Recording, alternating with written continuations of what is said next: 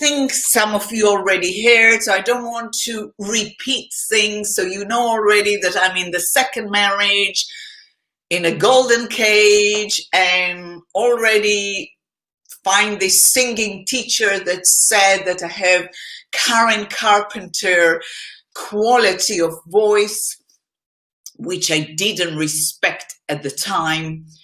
But obviously I had a light at the end of the tunnel, but my husband was not so excited about my new ambition, or it's to call my life.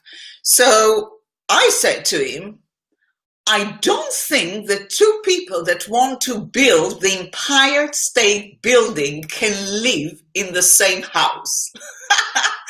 How on earth I thought that I will build Empire State Building? So it's showing you this is before even I knew how to write a song, or I would dream to come to London and do all the things that I do. But I had such a force inside me, and desire and passion. And the beauty is to see that we can fulfill our dreams, which this is the main message of my Against All the Odds, Keep Going, because that is the mantra. You just keep going. So things started to be a little bit not very good at home because of the music. So my husband, ex-husband that owned hotels, had producers that used to do jingles to the hotel.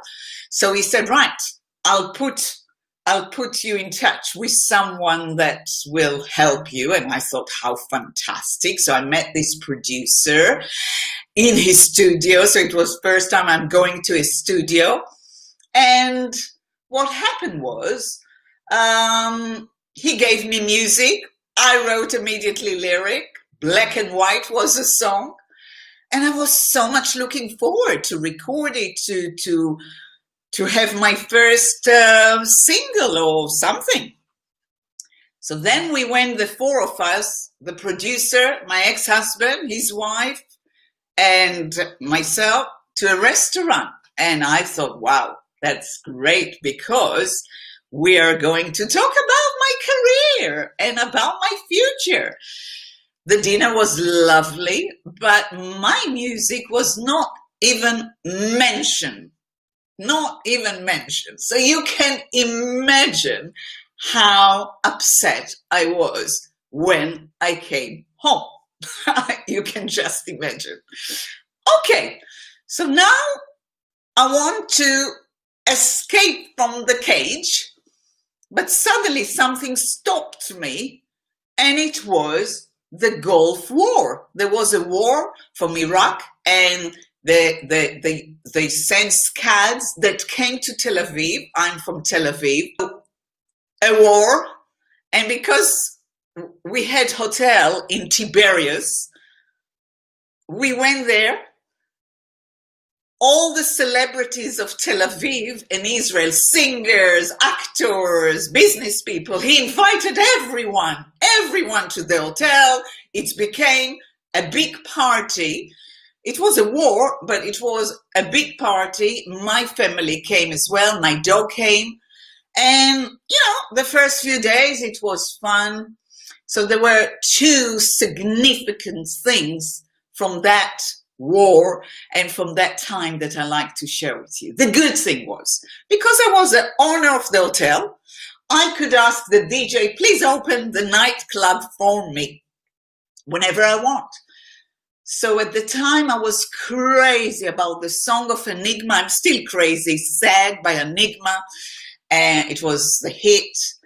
And I used to ask the DJ to play me that song.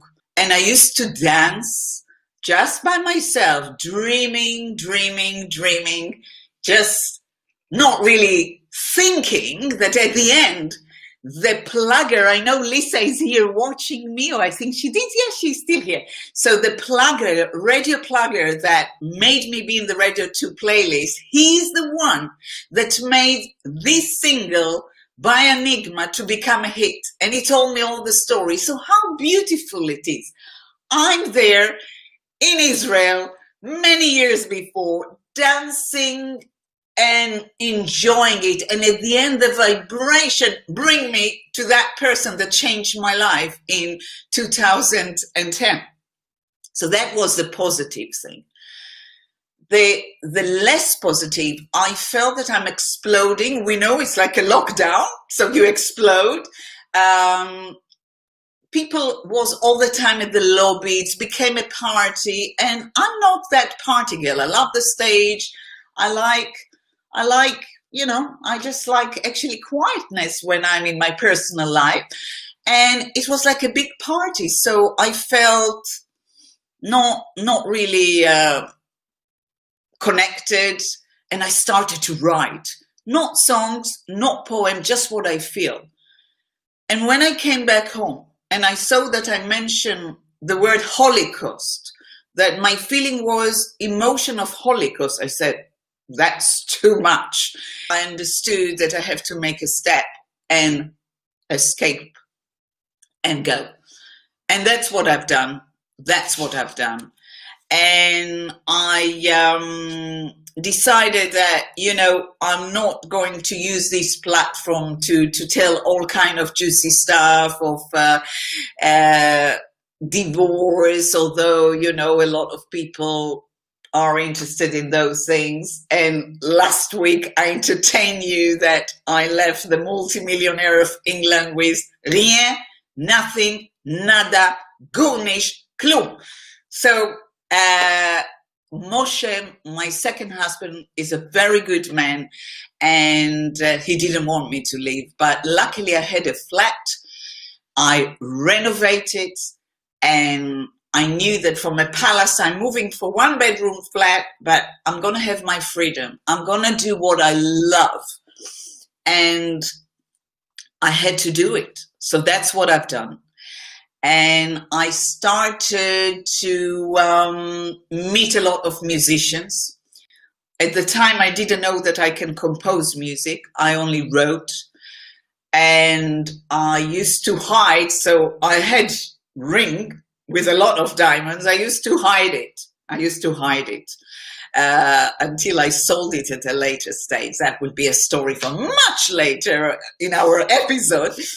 But then I met, as you could see today in my promotion, I met the Eric Clapton of Israel, Yitzhak Lepter, very, very respected musician. And I came to him with those words, and we composed, he composed, I didn't compose at the time, my first song. What was amazing, I'm going to sing to you one verse so that it's actually saying keep going because you don't have choice. So I was in much more dark place. He's kind of like dark, but I did already then said keep going, but because you don't have choice. That is what it's saying during the song. But what I loved at the time, meeting all these artists, singer-songwriter, musicians, producers, people that speak my language, which was not yet established, but speak emotions. That's what I love. And that's what I do now for children. Speak emotion, be honest. And it was amazing to have my words and composed by one of the most famous people in Israel. He always complained, I never released that song. And he always, when I saw him after, he said, what are you waiting for? And yes, what did I wait for? I don't know. But I think something inside me knew that my destiny is, there is something more than just release a single. But listen what is happening very, very soon. And one day I sat in a cafe and I heard that riff line of a piano. I love riff line. You can hear in my songs there is always riff lines. And also I love Coldplay that has that riff line. And I heard that riff and I said, wow, who is that? So very soon after, a week after, I went to meet that pianist producer that was a producer of Shlomo Artzi, if they are Israelis, one of the, again, most known Israeli singers. And I played him my first composition, because now my mother bought me a keyboard and I composed my first 2 songs.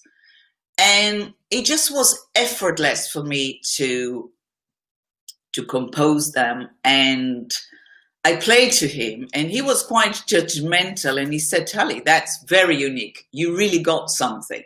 That was very nice. Compare to what happened next. My father, dear father, came to Tel Aviv to visit me from Haifa. And the little child wanted to play her father my first 2 songs. And they're very emotional. One of my best, but I think I didn't have the courage to release said music. I didn't have the courage to be myself completely. But I'm playing it to my father, and he's reading the newspaper. Okay, that's fine. Read the newspaper. It's fine. But then the song finished, and he said to me that first sentence, why do you want to be a singer? You cannot sing like Celine Dion. I said to him, right, but you can imagine what in a way a trauma was, because I didn't find my place yet, my voice yet. So that was quite a strong sentence, but the next one is stronger. And why do you want to be a singer? Your voice can be stuck when you're singing in gigs. Wow, what a blessings. What a blessings. Now, some of you know that my dear late husband was hypnotherapist. Hypnotherapists work with the subconscious. So obviously those 2 blessings of my father affected me, although I didn't cry, but they affected me. So the positive side that it affected me, that the saying that I'm not going to sing like Celine Dion made me study with so many singing teachers around the world, but especially in the UK after. Although my low voice is natural and that's my strength, I just wanted to sing or try to sing, because many people that are into voices know you have a high voice, you have a low voice, you have soprano, belting. So it's all different categories. And there is something about the singing of Celine Dion that we know that all the X Factor, or most of the singers in the world, a lot of famous ones, I'm not talking about artistic famous, but it's a model. It's a model of singing, belting, which is wonderful. But I know a lot of you that are my followers are not necessarily like that style. But so by going to so many teachers, and lately, I actually study with Mary, I forgot her surname, but she teaches Coldplay and Dido, and she really managed to just free everything. So if you hear some of my songs, I sing so low, and then I go like, I've got 3 octaves and very high one, that I'm so free now to use them. So that negative thing that he said to me, in a way, after so many years, was a gift. I still cannot sing like Celine Dion, but I did manage to sing loud. But you know what? I sounded horrible. I sounded like a screaming bird. And I love pleasantness. And that's what I believe you love in my singing. So why shall I be, if that's the instrument, why shall I be like someone else? Why shall I be like Adele? Why shall I be like that? We are all instrument, and even our voice, our larynx, everything is ours. It's unique. So that was numero uno, number 1 thing that happened, but listen to what happened after.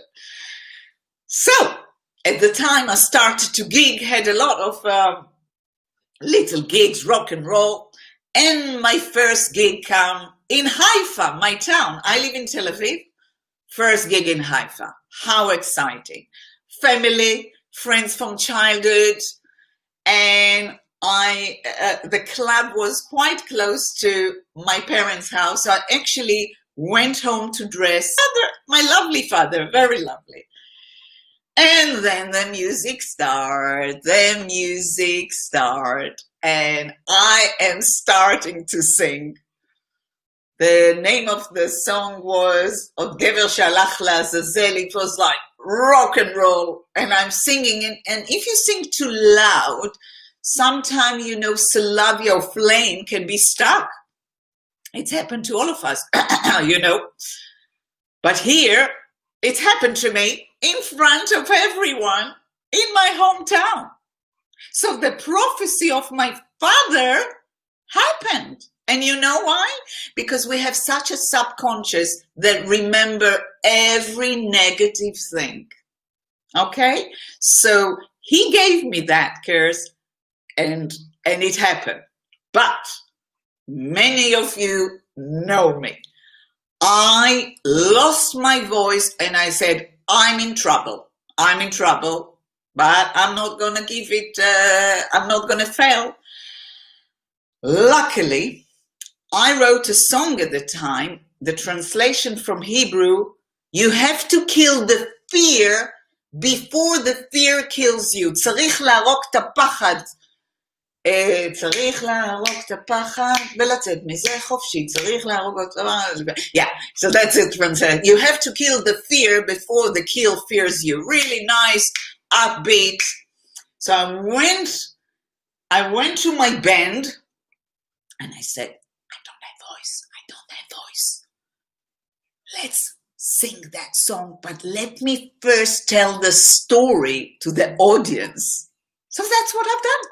I told the audience that my father said to me, why do you want to be a singer? Your voice will be stuck. And here it's stuck. And I don't know what to do, but I tell you what I'm going to do. 1, 2, 3, 4. צריך להרוג את הפחד ולצאת מזה חופשי. So kill the fear.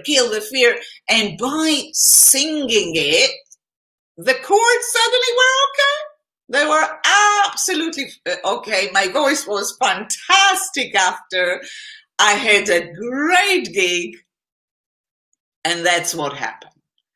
But since then, that fear was always there.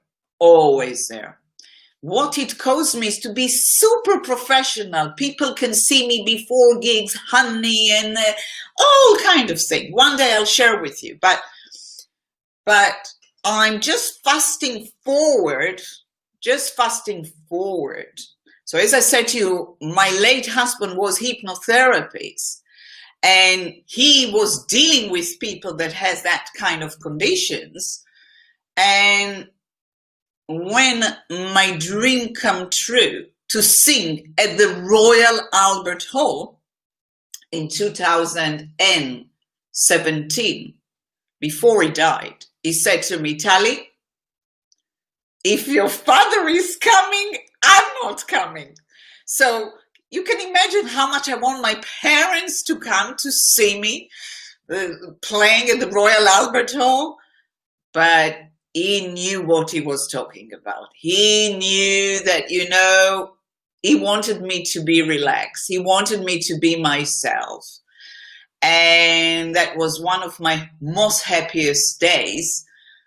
And I'm going actually to sing to you a really beautiful song, Eli, Eli.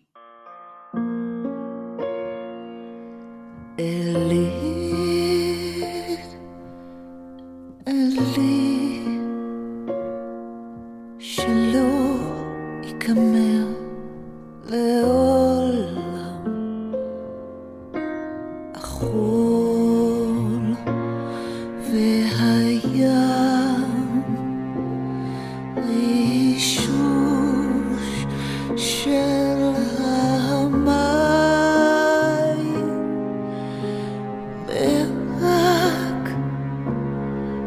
השמיים, תפילת האדם,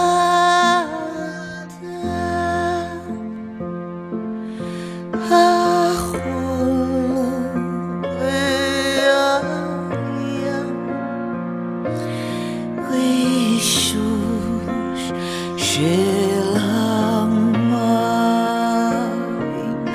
ורק השמיים, תפילת האדם.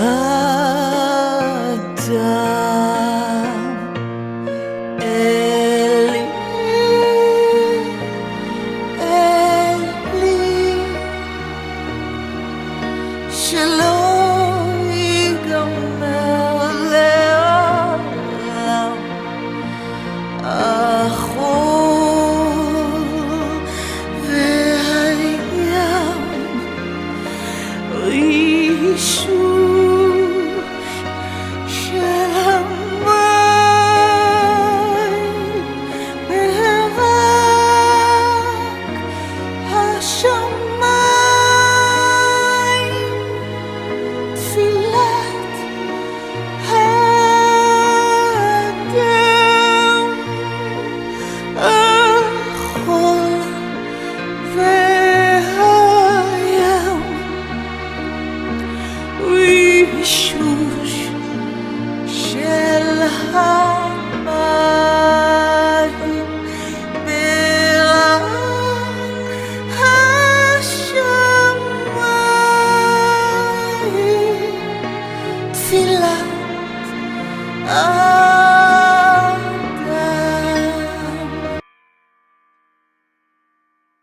Because we don't need it anymore.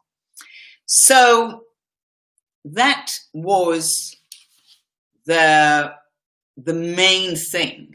But then we're coming to almost the end of that episode. So, as I said, I was going out with that producer, and he didn't really help me. He didn't really help me, but he helped me by the fact that he was so critical of people, and he said, Tali, you're a really good songwriter. You're really good. So that by itself gave me a lot of confidence, and he was kind of like someone to aspire as a fresh composer. But then after I started to work with Micha Shitrit, if there is any Israelis, Micha Shitrit is one of the best lyricists in Israel and very famous band, and by working with him, it gave me the knowledge of the respect for the words. So he would tell me that it would take him 3 months sometimes to write a line. So by having him hearing the new lyric and what I'm writing was a very big thing for me. And then was the big gig in Tel Aviv. The first one. We made a beautiful poster in all Tel Aviv. And I had rehearsal. It was all super exciting. And this musician, we fall in love. It happens when you work with people close. You all know it. So we fall in love. So the day of the gig arrived. And I had people coming from Haifa. My mother came from Haifa, not my father. My mother is a big fan and pushing me all her life. So she came, and a lot of people, which was fantastic. And then the gig started. Number one thing that went wrong, the drummer was drumming, his leather ripped. So, okay. So he had to change the settings. So I talked with the audience. When I come to sing, take the microphone, the wires came. Not a big deal. But remember, I didn't have the confidence that I have today, but there was spark of it. But what I'm saying now, you won't expect that. Suddenly. So here I am on the stage. He was behind the stage, just, a policeman came. A policeman came and said, come down. So I'm saying to the audience, hi, I'm sorry. I have here a policeman. He wants me to go. So 1 second. So I'm saying, sorry, I'm in the middle of my most important gig. He said, give me your ID. I said, I don't have with me ID. I came for my first show. I don't carry with me the ID. Why do you need my ID? He said, I cannot tell you. I need your ID. If you don't have your ID, I cannot let you continue to sing. I said, where is your heart? My next song called Beautiful People. Why you can sort it out after the gig. He didn't let me. So I went on the stage, explained the people the situation, and said, Mommy, do you have by any chance ID? She said, yes. I said, wow, okay. My mother had an ID. Went behind the stage, gave the policeman the ID. All was good. But listen what happened after. What happened after was unexpected. And that is a good lesson for all of us. You always have to be ready for everything. You aspire and aspire and aspire, but success can come in one day. It can go in the same time. So I learned from that lesson. And if you are listening to me, musician or ambition people, listen to this. So what happened is, I didn't tell anyone, and Lisa, if you're still here, I didn't tell anyone, but I sang a song of mine that I produced. I started to produce on 4-track. 4-track is when you have 4-track. I sent it to the Israeli Eurovision contest.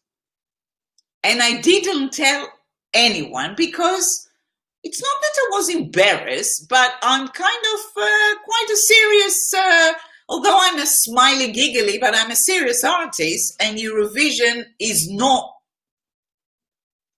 as serious, so serious. It's a wonderful competition, mainstream, great stuff, but not, I didn't want to tell anyone, okay? So I sent it to the Eurovision Israeli. In the next morning, after what happened with the police, right? The gig was fantastic. I was in the second front page of the Israeli most important paper.